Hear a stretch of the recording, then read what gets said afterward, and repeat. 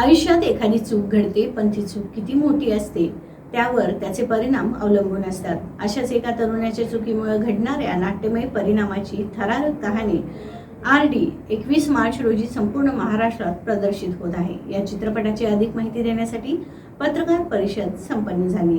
साथ entertainment, Kamal enterprises आणि zebra pictures आणि हेलिक्स प्रोडक्शन यांच्या साहाय्याने तरुणाईच्या एका चुकीमुळे होणाऱ्या परिणामाची थरारक कथा RD हा चित्रपट 21 मार्च रोजी प्रदर्शित होत आहे. याविषयी अधिक माहिती आज चित्रपटाचे दिग्दर्शक गणेश शिंदे यांनी पत्रकार परिषदेत दिली. तारुण्याच्या काळात आकर्षण आणि उत्साहाच्या भरात काही वेळा हातून चुका घडतात, पण त्या चुका लक्षात घेऊन माफी मागून वागणुकीत बदल करायचा असतो.